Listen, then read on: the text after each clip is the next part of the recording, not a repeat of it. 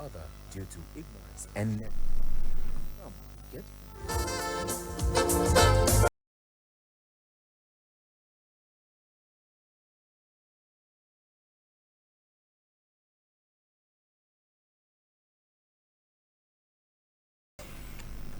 Yes, it's Insight on Citizen FM 93.7. My name is Lawrence UMOETTE. And it's really interesting times as far as political arena is concerned. As political parties fine-tune their campaign strategies, the political turf is towering up talking points on a regular basis, while the electorate are soaking up the fallout of political discourse. The players are spinning the outcome in their favor to stay afloat.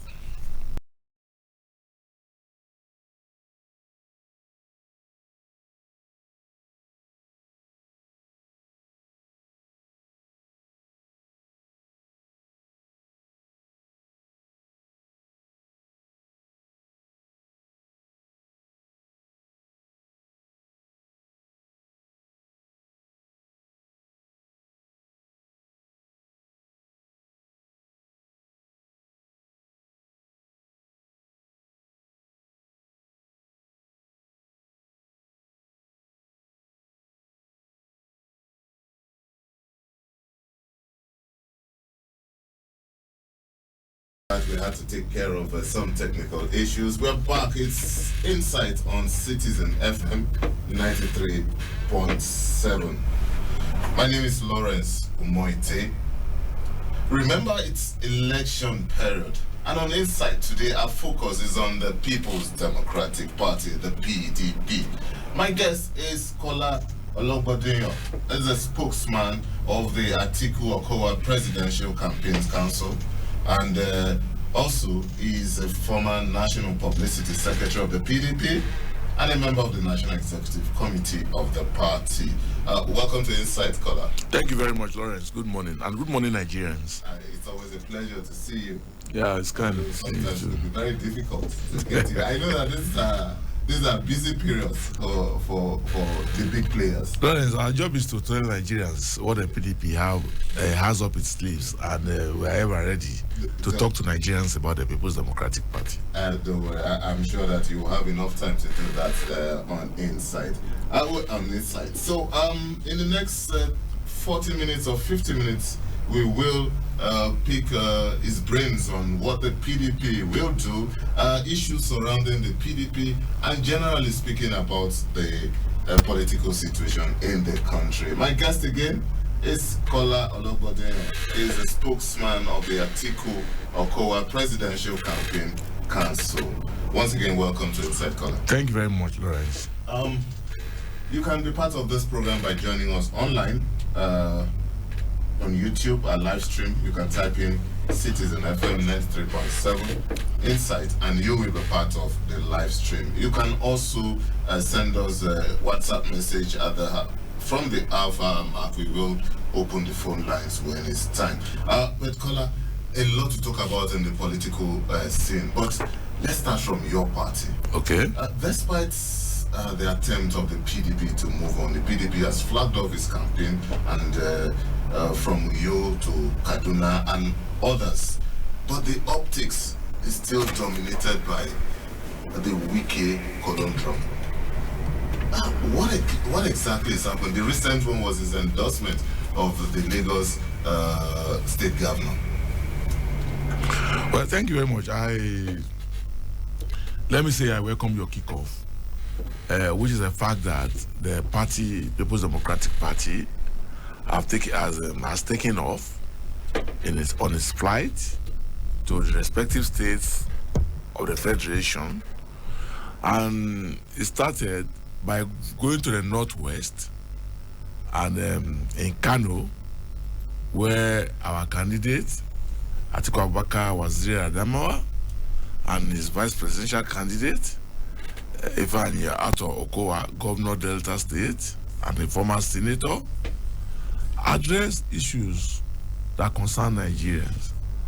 And from there, the flight proceeded to the southwest and bettered and landed in Oyo State, where the candidate and his vice presidential candidate addressed Nigerians of the southwest extraction. And from there, it proceeded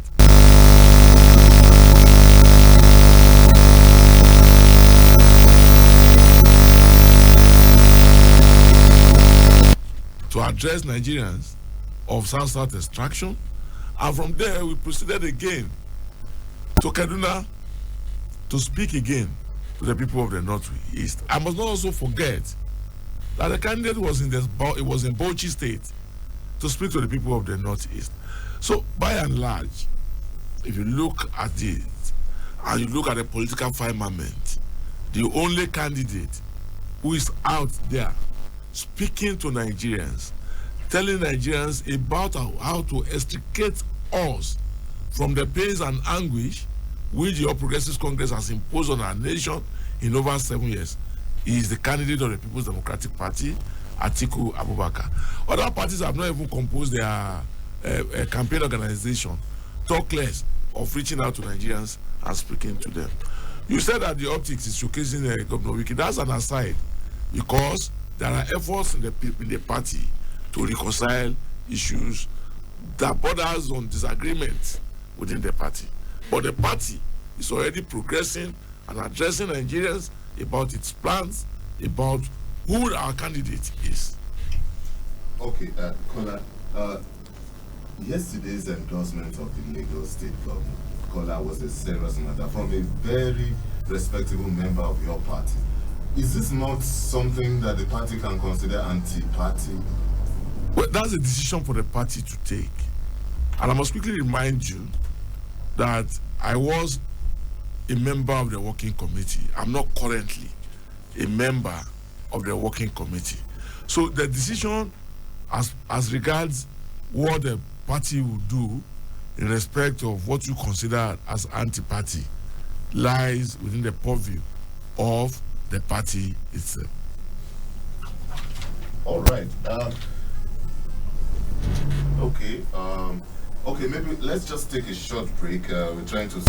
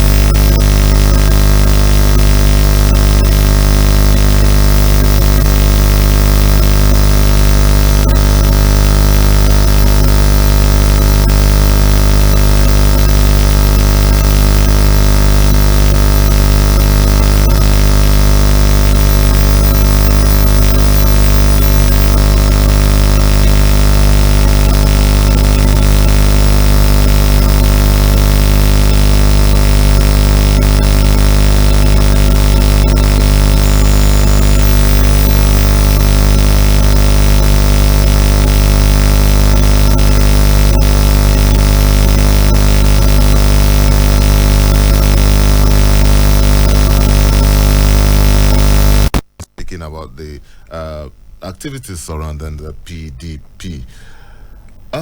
Well, let's leave the issue of Wike alone and move on to some other issues, because I know that there are a lot to talk about in the polity, and one of them, one of the trending story is the statement of your candidate over the weekend or a few days ago in Kaduna State, and it's generated a lot of controversy that Atiku Abubakar, your presidential candidate, was calling for a northern candidate, asking people not to vote for a candidate from Yoruba, from Igbo, from the East and general. But are you surprised that this generated this level of controversy? Well, I won't say I'm surprised, because it was a twist by the All Progressives Congress, who have nothing to tell Nigerians about their achievements in the last 7 years. What did Atiku say? The candidate of the People's Democratic Party, whom Nigerians, any Nigerian who is participating in the political space, who agree with us in the PDP, that is a pan-Nigerian, came out and said, I am a pan-Nigerian, though I am from the north, a pan-Nigerian of a northern extraction. So, you vote for me, because I have built, you support me, because I have already built bridges in the north, in the west, in the south, and in the east. So you don't need looking for another candidate. Support my candidature. When he went to the southeast, what did he tell them? Did he go there and say that, please, southeast, go and vote for Peter Obi? He said, vote for me. When he went to the southwest, what did he tell them? Did he tell them, go and vote for Tinubu? He said, vote for me. So that's the campaign that has been taken around. But you know the challenge of the All Progressives Congress, which is also the challenge of Bola Tinubu, is the fact. It's not only the APC. Let me make that. I told you where the thing is coming from. I say it is a twist from the APC. So, and I'm giving you the reason why they are doing that twist. Their challenge is basically the fact that they didn't achieve anything in 7 years. All they did was to tell Nigerians lies. And that's why it's even difficult for Asiwaju Bola Tinubu to campaign on the basis of achievements of Buhari. Although yesterday we witnessed a situation where they are trying to remake the story, which is very funny to Nigerians. Because when you say you are going to build on the legacy of Buhari, what are the legacies? And well, that's for him to explain when the time comes. We'll point it out to them also. We have a responsibility to point it out to them because we must talk to Nigerians too. Okay. Kola, you see, first, it's not the APC alone that has raised the issues. It's a general, what I would consider outrage. People say if your candidate who claims to be a unifier will now enhance the issue of ethnicity, that it calls to question his intentions. Well, it will be strange. And it's only those who twisted that statement to suit their purpose that will speak from that realm. Atiku is somebody that is known in Nigeria as a pan-Nigerian. Clearly, everywhere. He is known. That is the advantage he has, and he towers above any of the other presidential candidates. The fact that you cannot find that in his body language, the fact that you cannot find in his speeches, the fact that you cannot find in his actions anything bordering on division in Nigeria. And so that is why, because he towers above the other candidates on this factor, so they want to bring him down. There's a saying in Yoruba, which I don't know how to interpret or interpret in English, which says that Ajebudu nwe nekura. You understand? So I think that is what they are trying to do. Give us an idea. What does it mean? What it means is that, you are on a low ebb. You understand? Then you want to go and drag somebody who is at top to come and join you on your playing level. You understand? So that's what they are trying to do. But Nigerians know better. Nigerians believe in the Atiku presidency. And that is why, whether in the south, whether in the north, whether in the west, whether in the east, Nigerians are rallying Atiku Abubakar. They are rallying with his position that he will unify Nigeria. They are rallying with his position that he will devolve power to the state and make the state stronger, because that is where the people are. They are rallying with the fact that he said, look, let us look into the power sector. Instead of relying heavily at the center, for instance, Akwa Ibom government has generated the energy. They cannot distribute. You understand? Because they need to come up here to come and sign agreements, to come and meet with them in the Ministry of Power. He said, look, why don't we decentralize this? And don't forget, Lawrence, in the 2019 campaign, the candidate of the People's Democratic Party then, and who is also the president, a candidate now, Atiku Abubakar, came up and said, let us privatize NNPC.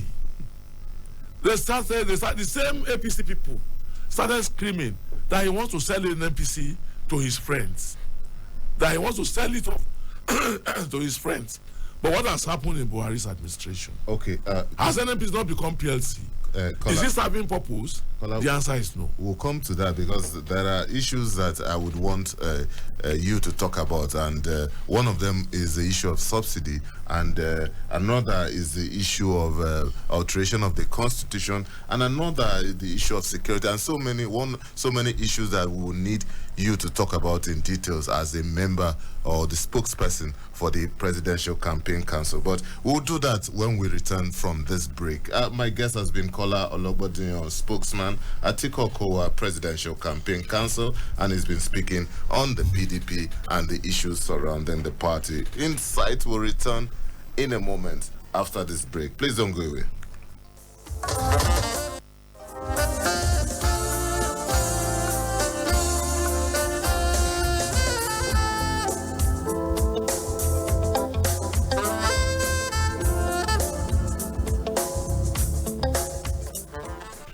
Thank you for staying tuned. It's still Insight on Citizen FM 93.7. My name is Lawrence UMOETTE, and my guest is Kola Ologbondiyan. He's a spokesman of the Atiku Presidential Campaign Council. You can be part of this program by calling us on the following numbers: on 0903 222 9797.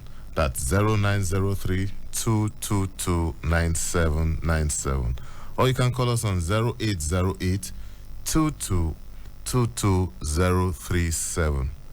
In the alternative, you can also call us on 0818 222205. Any of those numbers, you can also send us a WhatsApp message, and we will be glad to read them. Just tell us where you're writing in from. My guest is Kola Ologbondiyan. He's a spokesman of the Atiku Presidential Campaign Council. Now, Kola, before we move on to those issues I spoke about, your party also raised some alarm about the attack on its members during the last campaign in, is it Kaduna now, or in Kaduna? What's the update on that? Well, I think the update is that we are waiting on the police to give its report on their findings. But our campaign was attacked in Kaduna in spite of the presence of our presidential candidate. And don't also forget that we requested for a stadium which they refused to allow us to use in spite of the Electoral Act on the use, in fact of the Electoral Act recommendation on the use of public institutions. For us, we know where the pains are. Our opponents, our major opponents, the All Progressives Congress, and their candidates are in panic mode over the acceptance of Atiku Abubakar. But Kola, this may not be members of the APC. That is why there's no need. Where are we going to look for the opponents? Who are those in government in Kaduna? Who are those doing this? That is why they felt that, they can come and destabilize our campaign. But Nigerians know what they have suffered in the last 7.5 years. So going to disrupt campaign is not going to help your party, because Nigerians have seen the failure of APC as a referendum to decide who govern them ahead of 2023. Well, I'm just wondering, a few weeks ago, candidates, presidential candidates, signed a peace accord ahead of the election. Now, do you now think that that was what you call was just symbolic, because that was intended to rein in supporters to make sure that elections, campaigns are peaceful? You see, the APC and its presidential candidate has consistently dishonored that peace agreement. Mind you, I do not even believe that the presidential candidate of the APC is interested, because he wasn't there. He sent his deputy. Oh, he's also on the ticket to represent him. Valid enough. So, and he has not cautioned either his spokespersons or his supporters, in spite of the fact that they have not been decent in their campaign. And look at what even the presidential candidate went to Kaduna to say, that our candidate, whom Nigerians believe in, whom Nigerians are rallying to come and rescue them from this pains and anguish, should go and withdraw. An entitlement syndrome. You understand? So whichever way you look at it, the APC has not demonstrated respect in any way for the peace accord. But that will not push us to begin to behave like animals, to begin to behave as vandals, to begin to behave as bandits. We will keep the design, we will keep our public approaches within the realm of decency. We will not go their way. When they go low, we definitely will go high. Okay, since we are still talking about the Arewa House situation, and you also brought about the issue of the APC candidate asking your candidate to withdraw. He didn't stop there. He also threw a jab at your candidate, asking how he made his money. It's only in a situation that Nigerians have found themselves. But this is politics. Nigerians deserve to know how your candidate made his money. He, Asewaju. He's a Nigerian. How did he make his money?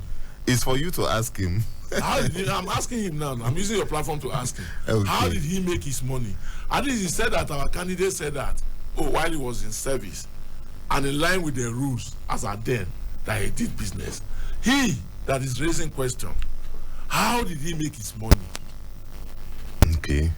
Okay. I'm when we have the opportunity of bringing him or any of his spokesperson to this studio. You already know how Nigerians know how he made it. Anyway, caller, let's proceed. You can still call us on the following numbers: 0903 222 9797, or you can call us on 0808 2222037, and you can call us on 0818 22205. Any of these numbers, and we will be glad to pick your call, or even you can also send us a WhatsApp message on any of these numbers. We will be glad to read your message. And my guest is Kola Ologbodinyo, spokesman of the Atiku Presidential Campaign Council. And what else to talk about is talking about the PDP and issues surrounding the PDP. So we are expecting your call. Kola, while we expect calls to start coming in now, there's this issue that I would also want us to talk about. But first, on the issue of subsidy, does the PDP feel vindicated because of what is turning out now? The issue of subsidy seems to be that it's a matter of time before the Nigerian state will do away with subsidy completely. Well, we feel strongly for Nigerians because if the same crop of people in the APC did not protest and stop Jonathan administration from implementing its policy on the subsidy, we wouldn't have been here. And what did they do? What did they say? Even the candidate of the sitting president then came out and said that anybody speaking to subsidy was a scam, that was a fraud. Now, subsidy has moved beyond what we were paying in 2015. Maybe they said then we were using 28 million liters of fuel. But today, what number of liters are we using? We cannot even describe. We don't even know. The figures are not straight. They are not stable. They keep juggling them. Today they can say it's 66. Tomorrow they can say it's 60. Next tomorrow they can say it's 69. And what has changed in the lives of Nigerians in an economy that is in which purchasing power is abysmally low? Are people buying cars on daily basis in a manner that will require that the usage of fuel or PMS will exponentially be increasing? It's just all a fraud. So for us in the People's Democratic Party, our candidate has said that he will do a phased withdrawal of the subsidy so that the impact does not hit Nigerians like a tornado. So what he will do is a phased implementation of subsidy withdrawal. That's the position of our candidate. Okay, Kola, something also came up during the week, or I think last week. There was a press conference by opposition group alleging that there were plans to put pressure on INEC to compromise ahead of the election. Is the PDP on the same plate with these groups? Oh, the PDP was represented at that party you were talking about. And for us, we will resist every attempt as a party to remove beavers from our elections. Kola, let me ask you, before you, what proof do you have that there are really, indeed, moves to remove beavers, for example? What proof do we have? Concrete evidence. Concrete evidence that we have is that intelligence has shown to us in the past. Intelligence from who? From intelligence reports that we gather have shown to us that there were efforts to drag the INEC chairman into removal of beavers and other extraneous actions that they were planning to take. So we have a duty, we have a responsibility as a party, and all the opposition parties that believe that beavers will improve on our election also have a duty to tell Nigerians what is happening. So, and that's what we have done. We have also called on the international community who are supporting the institution of electoral reforms to come into the matter, to allow INEC to use the technology that it has introduced. After all, in 2015, President Muhammadu Buhari said technology helped him to win election. So his duty to Nigerians and to have his name remembered in positive light after he would have left office is that it will ensure that our electoral processes are improved upon in the lifetime of his administration. Okay, talking about the electoral process, this is just as an aside. In Osun State, last weekend, there was a local government election. Your party vehemently protested against that election. In fact, I think they boycotted the election. But your party is the next to take over in that state formally. Do you think that was political? The decision not to participate. No. To hold the election just on the eve of. It's totally funny. Let me put it that way. And honestly, it's laughable.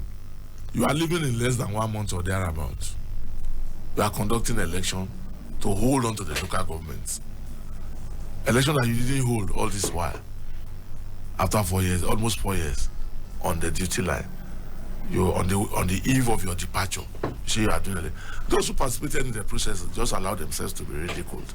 That's what I want to say. So what is the party planning to do when it takes over power? Oh, that is left for the governor. We have a governor elect in the state already. And so I think that he has a duty to call the party together in Osun's chapter and take a decision on what they will do. All right. It's Insight on Citizen FM 93.7, and my name is Lawrence UMOETTE. My guest is Kola Olagbodiyo, spokesman at Atiku Okowa Presidential Campaign Council, and is speaking on the PDP and the political scene, unfolding developments as the race for 2023 hots up. You can still call us on these numbers: 0903 222-9797. That's 0903 222-9797. Or you can also call us on 0808 222-037. In the alternative, you can call us on 0818 222-22205. You can also send us a WhatsApp message. We have a call here. Let's see. Hello. Okay, I think we lost that. There's another call. Oops, we lost this too. Okay, let's see. Hello, good morning. Hello, good morning, sir. Good morning. My name is Afata Adishina. I'm calling from Abuja, yes, sir. Okay, please go ahead. I've been listening to a conversation, Mr. Dukola. My question is this, because we are talking about the subsidy remover. And he said, APC, this government now, they are protesting against Jonathan by then. That should stop removing the subsidy. Yes, accepted.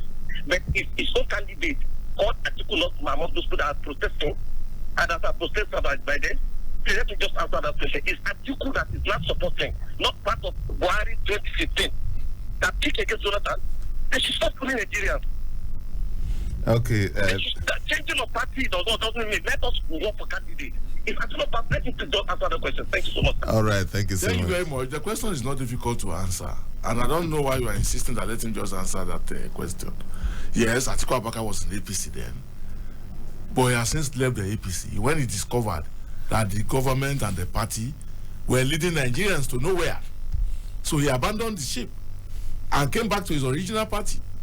And what is wrong with that? And he has said in this party and on this platform that he will work towards a gradual removal of the subsidy. So if he was on that train and he discovered that the train was going nowhere, and there's a saying where I come from. Okay, Kala, just hold your thoughts. Hello, good morning. Hello, good morning. Oops, we lost that. Okay, Kala. So there's a saying where I come from in Kaba in Kogi State that no matter how a man travels in a wrong direction, the day he discovers that he's going nowhere, he must make a U-turn. So what is wrong in going to the APC and discovering that APC was fooling Nigerians and abandoned it? Hello, good morning. Good morning, Mr. Lawrence. Hello, good morning. Good morning. My name is Patrick. Patrick, please go ahead. Can you hear me? Yes. Yeah, good. One question to our guest in the studio. Yesterday, the governor of Rivers State was in Lagos State, so where he publicly declared his support for the present Lagos State governor. What is the stand of PDP to what Wike is doing? Is PDP that helpless as a party that an individual is looking like he's more powerful than the whole of PDP? So I don't know if you can give us clarification to your stand of PDP when it comes to Wike. Is it that you cannot suspend him, or if people are afraid of Wike? Is there something going on? So we need to know. Secondly, since you are the spokesperson for Atiku and Okowa campaign organization, there was a statement credited to your presidential aspirant when he was speaking about the not supporting other presidential candidates. So I don't know, is it true? Did he say that what he said, or we are reading it out of context? Thank you. Okay, Patrick, I think you joined the program rather late because some of these issues have been. Yes, some of these issues have been taken. But let me still yield the floor to Kola. Okay, thank you very much, Mr. Patrick. You raised the issue of Governor Wike and whether the party is afraid of Governor Wike. I think I will push the question back to the National Working Committee of our party, where I once served, but I'm not currently a member. So I don't know the thinking of the working committee, because they have a responsibility for the day-by-day administration of the party. But we all wait, like you two, to see the position that the party will take. Well, you have summarized what happened in Kaduna. In Kaduna, Atiku Abubakar did not say, don't vote for Southwest, don't vote for Southeast, in the manner in which the matter was twisted. He responded to the question that he was asked, and he said that he is a pan-Nigerian from the north, that the north doesn't need looking elsewhere because he has already built bridges across the federation. But as you know, in politics, when your opponents know that they cannot reach you, or when they know that you tower ahead of them, they will find a way, like I said earlier on, to drag you down to their level. But unfortunately, the pains, the anguish, the sufferings which Nigerians have been subjected to in the last over 7 years has forced Nigerians to take a decision to rally with the candidate of the People's Democratic Party, Atiku Abubakar. And all these shenanigans that are being carried out by the APC and its candidate Bola Tinubu will not stop Nigerians from electing Atiku Abubakar on February 25, 2023. Thank you, Patrick. Okay, okay, Kola. There are some other issues, Kola. One of them, let's look at the issue of political deals when elections are near. Apart from being a spokesman, you've covered politics for a long time as a journalist, and you've also covered the legislative arm of government. So you're at home with how these things work out. In the last days before election, we normally witness some kind of deal, some kind of negotiations and everything. But currently, if you may, is the PDP talking to some other political parties that it may want to work with ahead of the elections? The People's Democratic Party and our candidate Atiku Abubakar is speaking to Nigerians across geopolitical lines, across ethnic lines, and across even language barriers. So I can assure you that because 2023 election is a referendum on the performance or non-performance of the All Progressives Congress, Nigerians, like I have consistently said, are rallying together to move towards a candidate, to support a candidate that can rescue our country from our current situation. And that candidate is Atiku Abubakar. So, since it's a Nigerian project, since the people we are talking to are all Nigerians, irrespective of parties, irrespective of ethnicity, irrespective of religion, I give you assurance that come February 25, 2023, Nigerians are going to vote for Atiku Abubakar. Okay, Kola, I just can't but ask this question. The presidential candidate of the Labour Party, Peter Obi, former governor of Anambra State, has been making waves across the country, and everyone can see that. So, looking back as a member of the PDP, the PDP is the PDP missing Peter Obi? Do they regret letting Peter Obi go? It wasn't the PDP that allowed Peter Obi to go. Events happened, and he was dissatisfied with the way events happened in his home state of Anambra, and he was dissatisfied with the situation, and he took a decision to leave the party, even without a recourse to the party. But that's his personal decision, and he owes it to himself in the decision that he has taken. Perhaps if he had not taken that decision, maybe things might have gone down that way. But he was in the middle of it. He knew what he was going through, and he took his decision. But the decision had no bearing with the larger PDP. It was something that happened within his locality that he reacted to. Right, so that's what I'm asking. In retrospect, the leadership of the party now, looking back, would it have done something extra to keep him? Well, that will be left for the UHRU's NWC to speak to. It's not within my purview to say that. All right, we have a couple of minutes, 7 minutes or thereabout to wrap this up, and we can still take one or two calls before we end the program. My guest is Kola Ologbondiyan, spokesman at Atiku Okowa Presidential Campaign Council, and he's been speaking on a number of issues, particularly issues concerning the PDP. Kola, you've covered the National Assembly, the Senate, for a long time. Now, a few months ago, about 6 or 7 months ago, the National Assembly concluded work on the alteration of the Constitution and sent out the clauses to the state assemblies. And yesterday, the Deputy Senate President told Nigerians that only 11 states have made returns. The other states are yet to make returns, including states ruled by the PDP. Is this not worrying as a political leader? Well, I listened to the Deputy Senate President Omar Gege yesterday, and to me, what he was complaining about is not strange in our political landscape. You will remember, I think that it was in the time of Senator David Mark as President of the Senate, that the National Assembly made an amendment to the Constitution to put state houses of assembly on the first line charge to grant them independence. They couldn't find 24 states to approve it. I mean, it is not something that has to do with even the populace. It's about the function to give freedom to the state houses of assembly. But the governors then said that they must not approve it, and they denied themselves. So what is happening is not totally strange.